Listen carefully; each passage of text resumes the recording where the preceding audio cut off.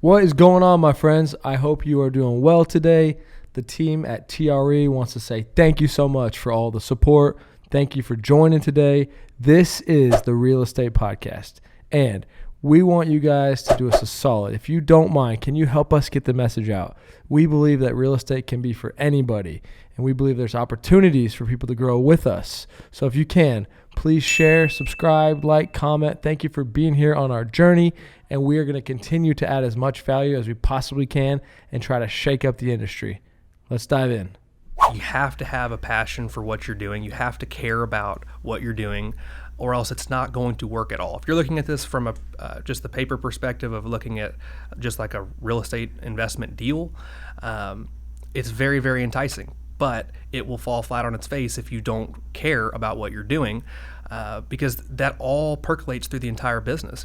If the owner of the business doesn't have the right attitude, that's going to rub off on all the people involved in the business.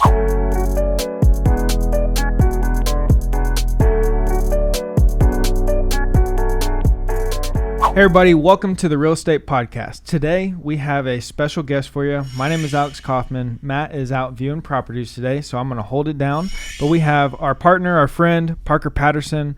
Parker is our partner on a few assisted living homes that we own together. Parker and his family actually own a insurance company called Matt Patterson Insurance Agency, and Parker's a real estate investor and a businessman, and he's really sharp, so I know that y'all are going to love this episode. Make sure you like this video.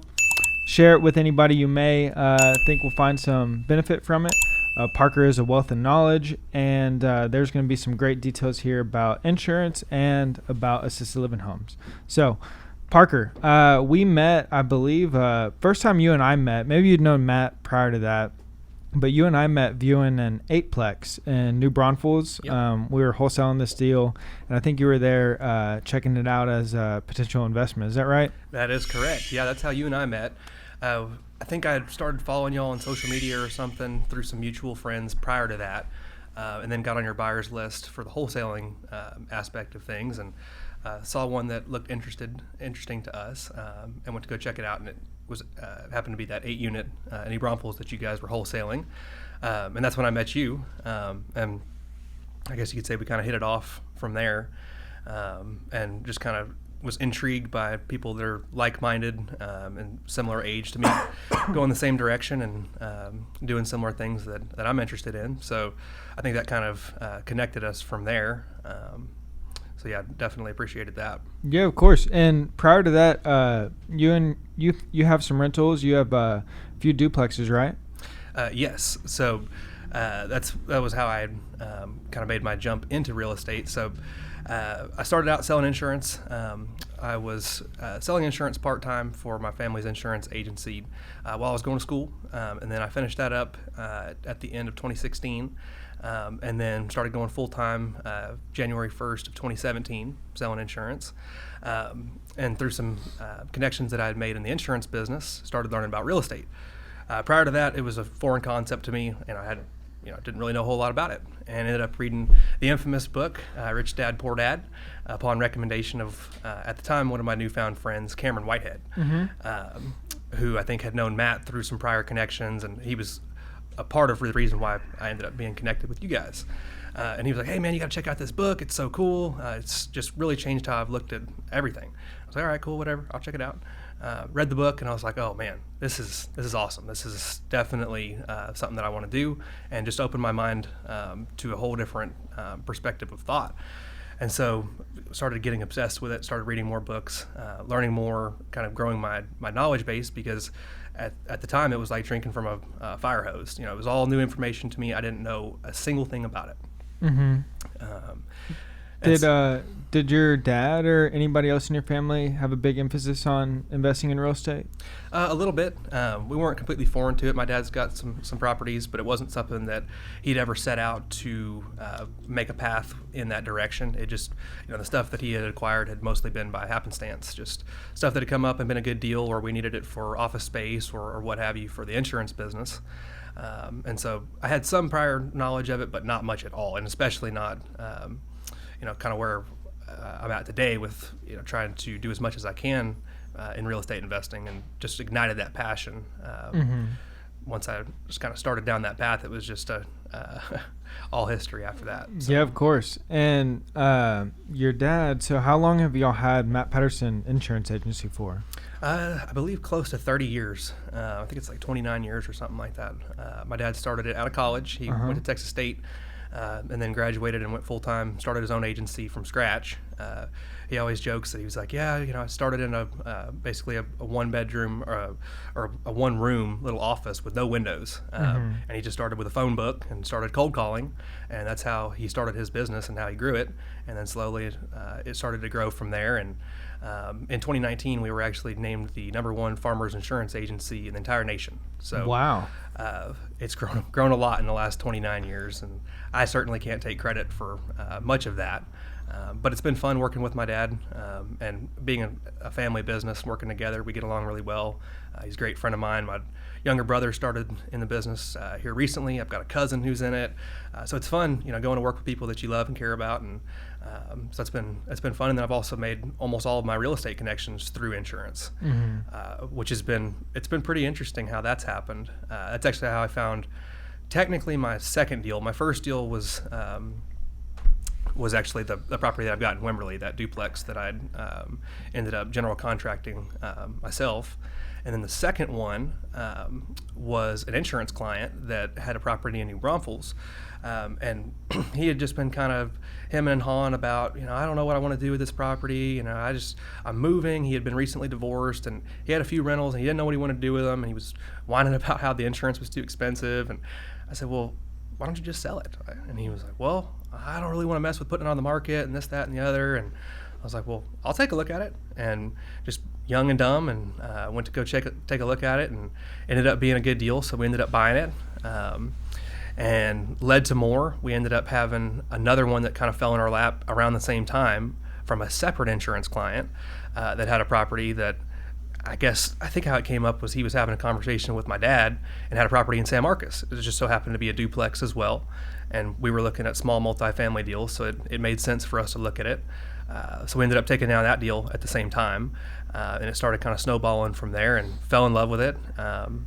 That's kind of how things started to progress. So it was interesting how insurance led into and fed into my passion for real estate and real estate investing, and also the connections that I've made through that have been just phenomenal. I mean, I just feel so blessed to have met the people that I've met, and I wouldn't have met them without the insurance gig. Right. I think they both work hand in hand.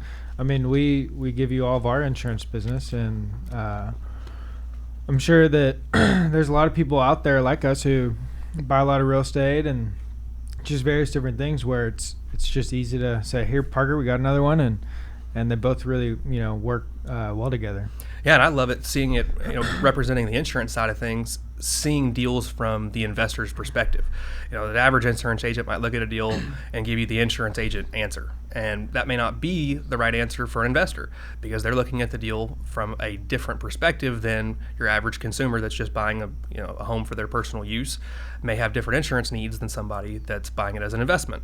And so being able to view it through investors' eyes and have that conversation and know what terminology and be on the same page with other investors, I feel like really works well for everybody. It's a win-win for me and for them.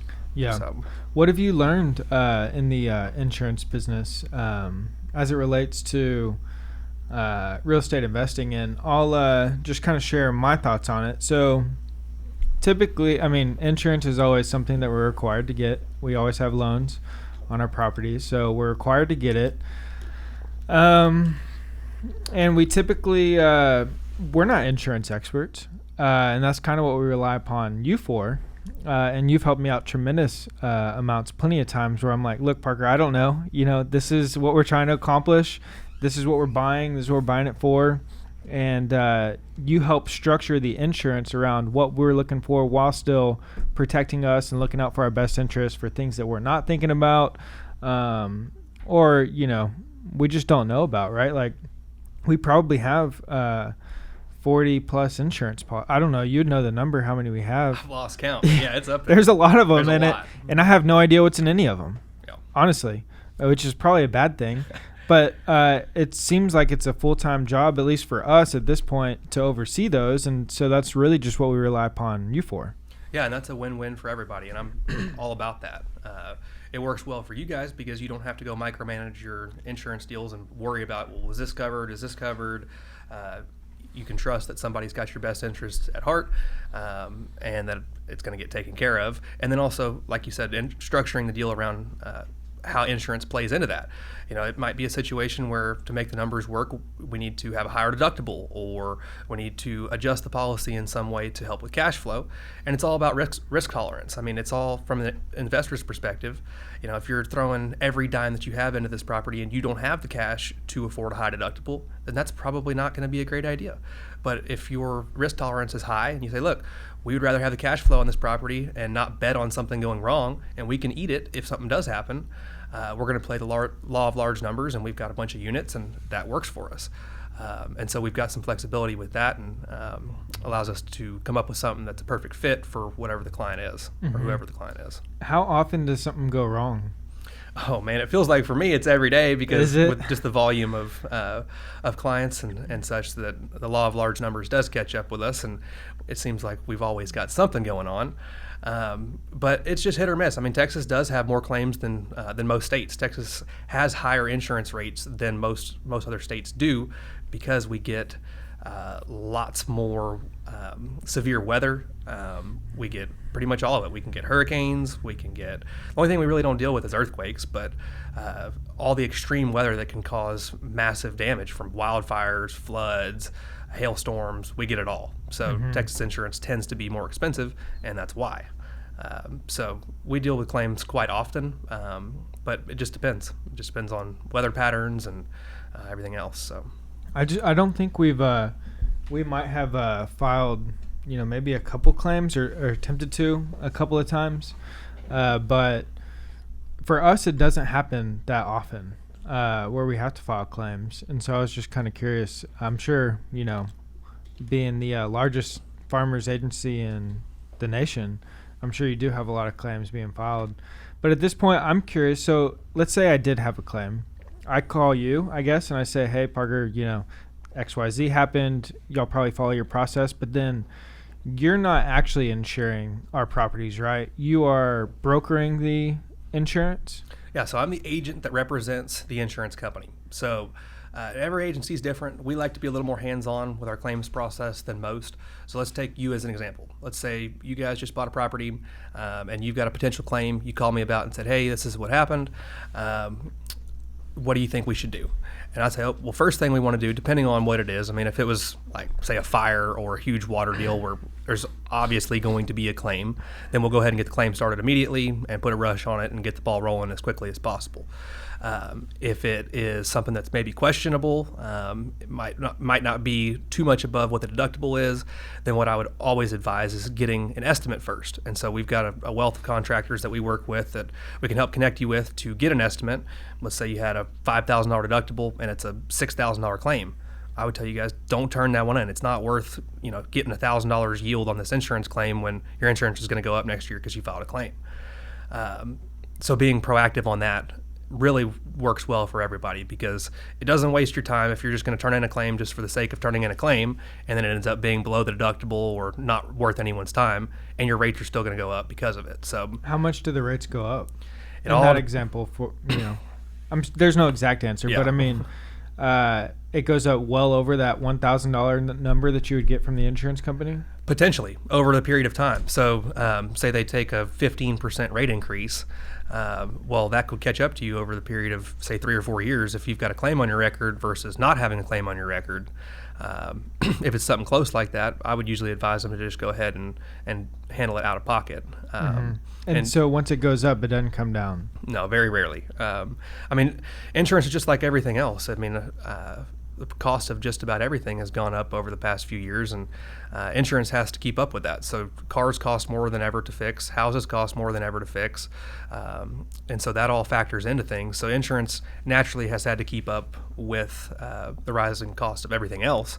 So that plays into things too. So it's really hard because there's so many things that go into the algorithms for each company on how they set their rates to say, okay, if you file this claim, it's going to go up 12%. There's nobody in the world that could do that. There's no way to know. But do you have like an insurance score similar to like a credit score where the insurance company looks at you and says, well, over his lifetime, he filed 50 claims. So yes, absolutely. So they do have an insurance score that factors into a lot of different things. It's the property. If there's been claims filed on the property in the past prior to the new buyer, that follows. The claim history follows the property. So the property plays into it. The owner plays into it. So say it's a property that didn't have any claims, but the owner has filed 50 claims over the last 20 years or what have you. So that can also play into it. And then it also takes into effect the credit of the buyer or the owner of the property. That's a factor of it as well. So if you've got terrible credit, it can hurt your insurance cost.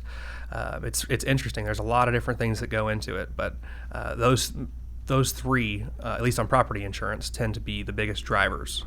Have you ever filed any insurance claims? Yes, I've had some insurance claims. We actually just had a recent hail claim on one of our assisted living homes. We got a new roof put on that about a month and a half ago. So nice. Okay, so I'm just thinking through this because, like I said, we've never, for any of our properties, we've never filed insurance claims. There's been times in the past where I've been in a wreck where I've had to report this to insurance or some car insurance. But on the property side of things, we've never really run into a situation where we have to utilize it other than, paying all up front most of the time at closing. Yeah. Yeah, so I know we've had a couple potential ones. I talked with y'all's property manager maybe about a month ago about a potential claim, and it worked just like that. We talked about it. He said, "Hey, what's the deductible?" I let him know what the deductible is, and then I never heard anything after that. So that was handled in a way that I would like, which is let's proactively figure out what the extent of the damage is before we just immediately go turn in a claim, because that claim is going to stick with you for a minimum of 3 years, even if nothing's paid. Is it per entity? So as you know, we have multiple different entities that we buy these properties with. So say one entity that owns one property filed a claim, but we have these 20 other entities that we buy real estate with. Does the claim in that entity follow these? Yes and no. It, in theory, shouldn't, but sometimes if there's, say, the insurance company takes into account not just the LLC that owns the property, but who is the manager of the LLC as part of their insurance rate. And so if we put, like, this is the person that's in control of this entity, and let's use you for an example. If you are our person that's rated across all of these entities, it can potentially pick up on the claims report just because it's a common ownership, even if the LLCs are different. Mm-hmm. Interesting. And one last question I had. You mentioned that regarding insurance, you mentioned that you represent the insurance companies, insurance agencies. You're their agent, right? Does which I thought was interesting, does anybody represent the consumer? Are there agents out there that do represent the consumer versus the insurance company? Well, the way I like to look at it and the way I phrase it is I just represent the evil insurance company. I don't work for them. Mm-hmm. I truly represent the client, and that's who pays our bills. Without them, there's nothing. So we prioritize the client's needs over the insurance needs. We happen to represent the insurance company, so we're the point of contact that can go between the two, but ultimately we're trying to help the customer come out on top because that's who pays us. Insurance company doesn't pay us if we don't have any clients. Mm-hmm. So the client comes first. So that's how we look at it. Legally, your license represents the insurance company, but in practice, you represent the consumer. Correct. Got it. Yeah. Cool. And so I think it was when we met, I think it was probably May or maybe April, May of 2020, going to view that eightplex. Since then, we've stayed in touch and everything, and you met with Matt and I in downtown Round Rock one time, and I'm sure you've spoken and met with Matt plenty of times outside of that. But then I think it was early last year you reached out to us about an assisted living opportunity, 2 homes, and we ended up buying those 2 assisted living homes, and we're looking at buying a 3rd right now, possibly a 4th.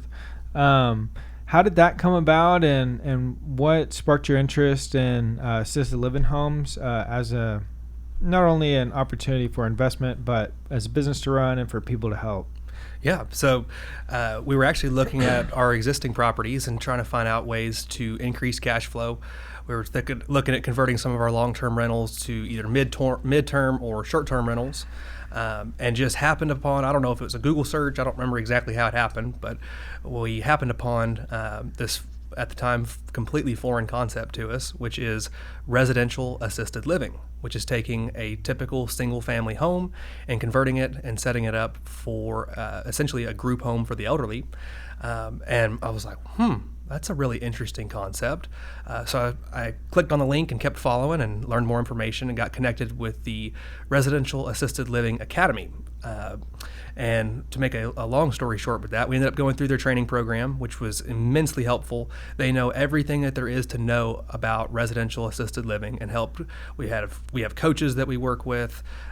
We've learned everything that we know about assisted living, aside from what we've learned just in the business. But prior to that, learned everything that we could through the education that we received with the Residential Assisted Living Academy. And so I was immediately intrigued, just kind of looking at this concept, thinking, well, we could take a single family home and have it cash flow like an apartment complex. So that was what immediately sparked my interest from the real estate investor perspective. And then looking at the demographics behind it and looking at a recession-proof industry, that the demographics behind the baby boomers that are all getting into this stage for the next 20 years, it's going to be an industry that is very, very strong. We're all headed that way. I mean, there's no avoiding it. We're all headed to that stage of life, and I pray that when I'm in that stage of life that I'm able to be in a situation where I'm well taken care of. And that's what we try to do. We try to make it as comfortable as possible, so that our seniors are able to live a high quality of life with dignity and enjoy their time, where it's not just, kick them out to the pasture and hope they die. That's we want to make sure that they're having fun and they're enjoying things, and it's great in a home-like environment because it's a lot less intimidating than a big facility. They get the nursing homes and such get a bad rap for a reason. One of the biggest issues in that industry is neglectful care, and that becomes worse when you've got a big facility with 150 beds with really about the same labor that we run with our small homes that are 15 beds and smaller. And so the boutique experience provides a much, much better overall experience for the families, for the residents, and for us. We love it. We love being able to take care of people and do a good job. So that in combination with, we do have, so my mother-in-law, Ruby, who is actually the name behind Ruby's Home, she had a background in residential assisted living. And so she knew a little bit about it, not necessarily from a owning perspective, but she had worked in that industry and knew a lot about it for really like the last 20 years. And so when we were kind of soaking all this in, trying to figure out how or what we wanted to do, we talked to Ruby about it. I talked to her and said, hey, is this something that you would be interested in helping us with if we decide to do it? And she said yes. And so that really kind of kicked us in the pants to say, okay, we've got a manager that can help us with this, that has some experience with it. Let's go ahead and take the leap and do this. And so we ended up, once we had made the decision that, yes, we do want to move forward with this industry, this is something we want to do, we started cold calling. So we got a list of all the licensed assisted living homes in Texas, and kind of cross-referenced that with the demographics that we wanted and the zip codes that we wanted, and drilled down where we wanted to be, what we were looking for, and kind of nailed down our specifics, and then cross-referenced that with this list that we were cold calling on, and just so happened to connect with a seller who was motivated to sell, and they had a property that we were looking at the time, and then he just casually mentioned, hey, I've got another one down the road that you guys, it's not for sale, but you might be interested in it too. And it was a crazy deal. We ended up going seeing it the next day, toured both places, and ended up signing letters of intent on the tailgate of my truck in their driveway, which was fun, and then became the mad scramble of trying to figure out, okay, well, we've got these things that are, we've got a letter of intent on them. How are we going to pay for them? How are we going to do this deal? And that's whenever I called Matt up and I was like, hey, I've just got this crazy new idea that I've got and wanted to talk to you about it, see if maybe you knew anybody that would be interested in partnering with us or finding a way to make this deal work. And I had no idea that Matt would be interested or that you would be interested. It was really just, I know that you guys are super connected and have lots of great connections already.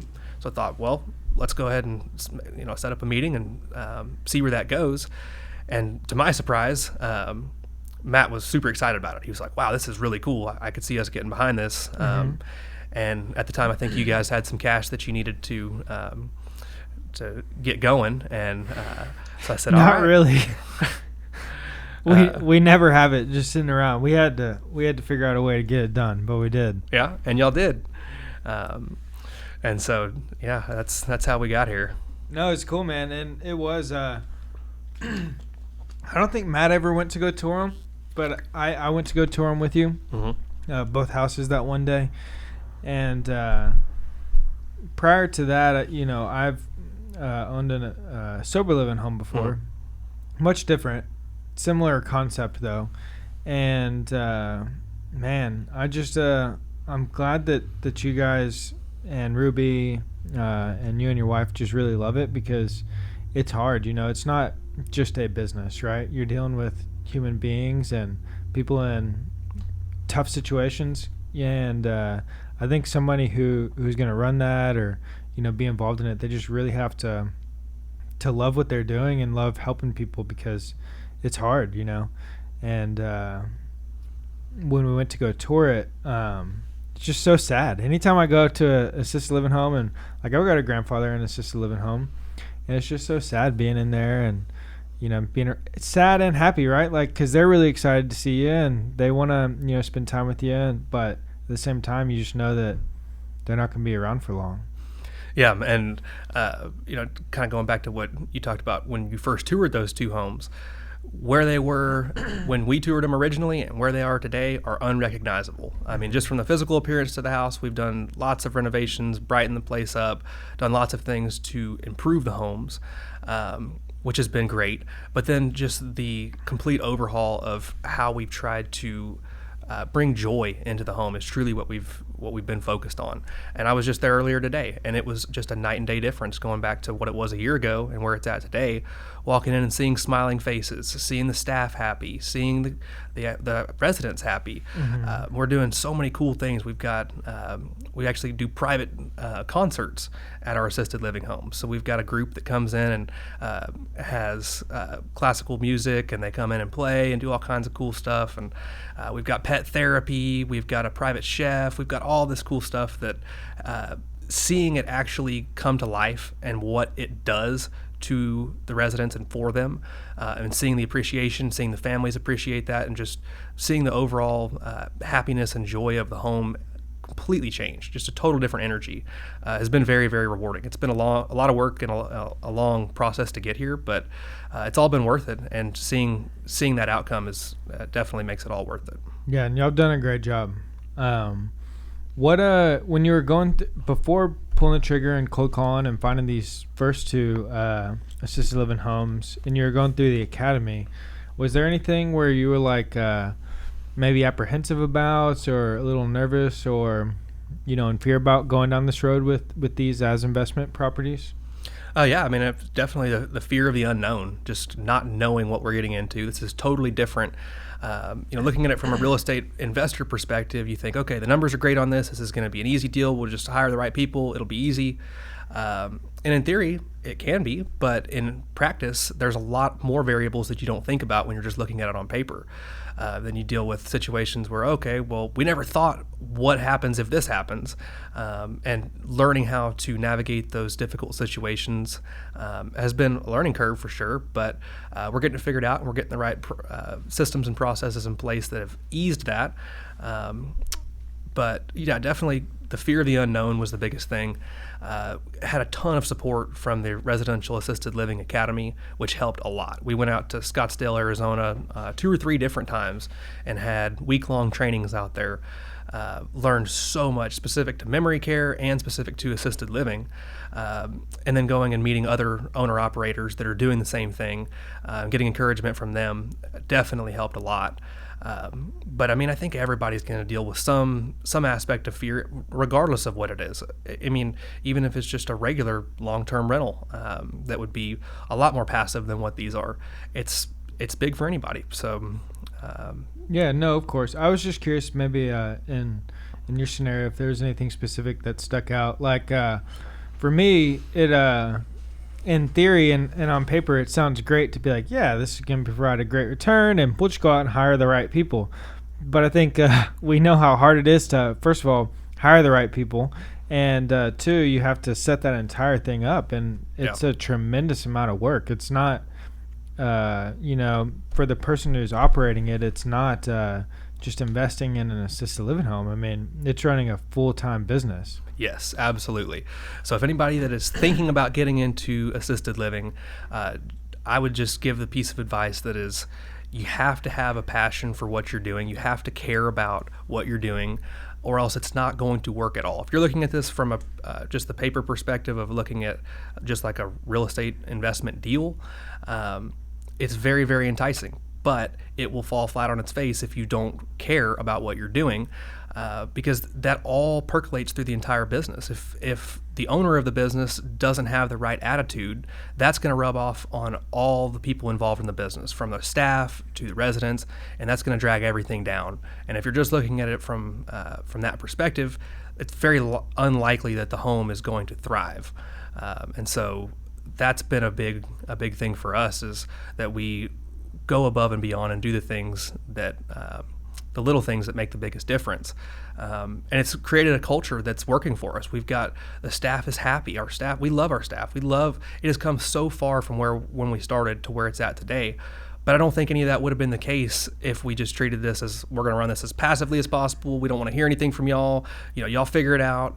And you're dealing with hourly employees, asking them to do a very difficult job. That is not easy for anyone.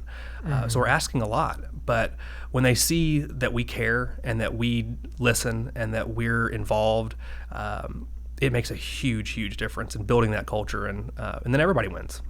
Yeah, I agree. I mean, I don't even think, it doesn't matter what business you're in. If you have a team, it requires all the things that you just mentioned. Whether it's insurance, real estate brokerage, marketing, investments, wholesaling, construction, any business whatsoever where you have to build out your team and your staff, it requires you to be the good leader, you to show up, have the good attitude, lead by example, really care and pour into your people.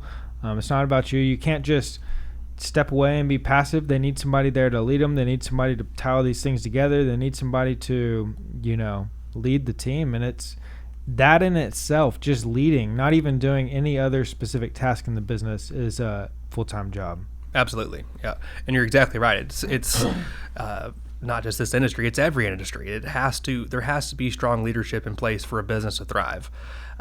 Because, the way I look at it is, nobody's ever going to care about a business as much as the owners. And if the owner's attitude is not in sync with the values of the business or the culture that you're trying to grow, then you're just going to constantly be butting heads on situations, and it's never going to click and thrive, because it's all got to be in sync for it to work, regardless of what industry you're in. So I think you're exactly right on that. Right. So we got two that we own and operate, Ruby's Home at Lakeline and Ruby's Home at Anderson Mill. Mm-hmm. And we are under contract to purchase the third. And what are we going to call this one? So this one is going to be Silverleaf Assisted Living and Memory Care. So super excited about this. It's coming soon. It's going to be in the Northwest Hills area of Austin. Really, really like everything about this home. It's going to allow us to serve our residents at an even higher level than we are now. They've got a commercial kitchen, so we're going to be able to utilize their private chefs in that commercial kitchen to provide the highest nutrition that we can across all 3 locations. The home is perfectly laid out for what we want. It's built by design for assisted living and memory care. So it's just beautiful to see something like that, that we didn't have to go do all the work to get it to that. Mm-hmm. So it's nice to be able to buy something that's turnkey, that provides exactly what we want. So very excited about it. Yeah, there's a lot of attention to detail put into that build out. I mean, down to the lights, down to the paint, the type of paint that was chosen. Yeah. Every single little thing, it seemed, was thought about in constructing that layout. Yeah, there was not 1 square inch of that property that did not have some type of thought and design that went into it. Mm-hmm. whenever the sellers of that property had originally bought it, they spent about 2 years remodeling it. So it was a 2-year process, total gut remodel. Everything was done by design specifically for this. And then the licensing and everything else that had to happen in order to get it open was about a 2-year process. And they did a beautiful job. We were just ecstatic when we toured that property. I mean, like you said, they thought of everything. I mean, they had a German engineer come in and do their lighting so that there's never a shadow anywhere in the home, because people who are dealing with memory care issues are scared of shadows. It's very scary for them. So, you wouldn't think about that unless you cared about the residents and cared about having the best possible experience. And luckily, these people have the same perspective and actually the same training that we do with the Residential Assisted Living Academy. They went through the same thing? They went through the same one. So that's been really, really nice to be able to transition something that has the same values as what we're trying to do. And they've done an amazing job. So we're very, very excited for that. Yeah, I'm excited too. And that's a beautiful property. And currently, is it full? Yes, I believe it's either close to full or 100% occupied. And then we'll be closing on that one in early September. And then we've had someone else reach out about one in Round Rock.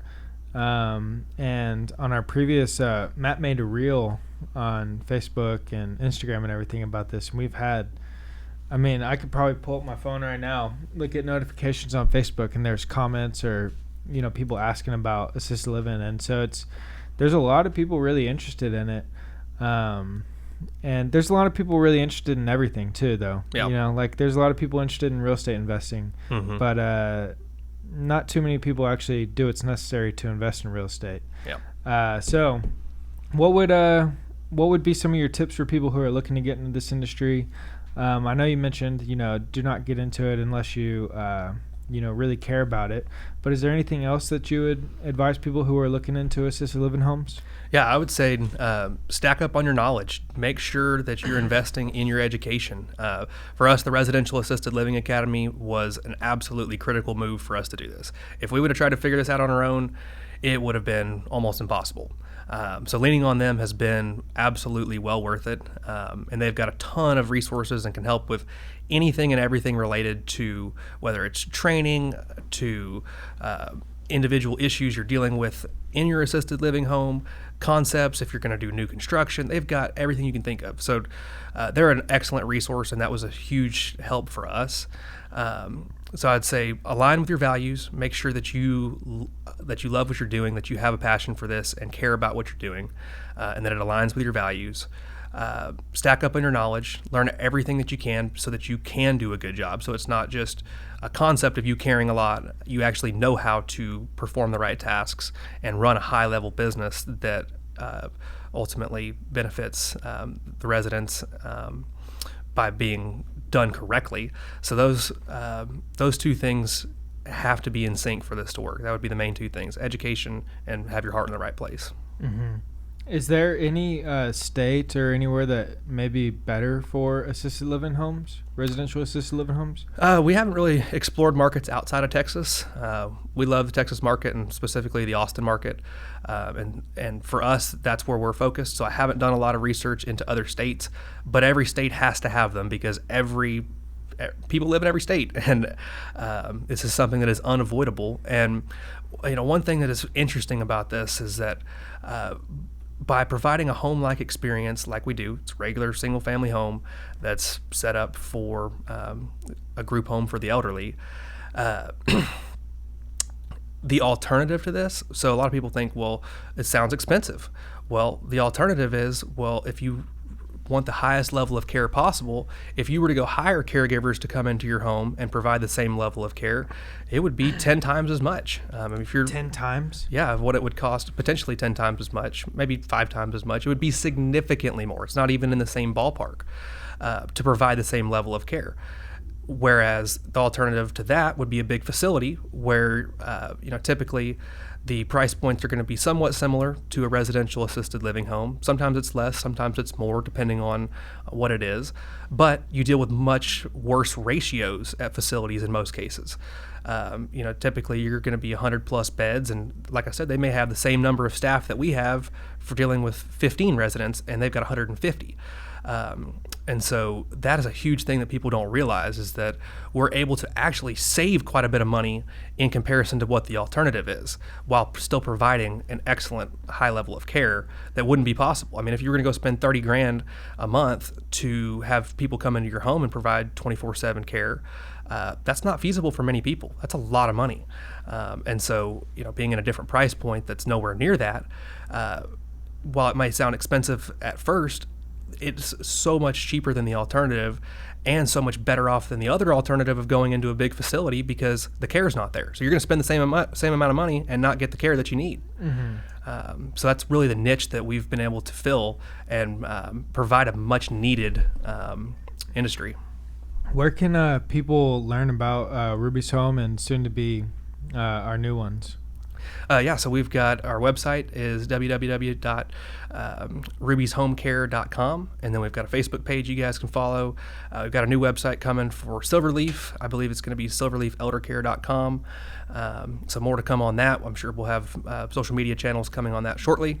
That would be it. And then what about Matt Patterson Insurance Agency, if anybody needs a good insurance agent? Yeah, so we've got mattpattersoninsurance.com, and you're welcome to reach out to me. I can get you helped out in any way that I can, and so we're happy to help. Cool. Well, thank you, Parker, and thank you everybody for tuning in today, and we'll see you next time. Alrighty, thanks, Alex.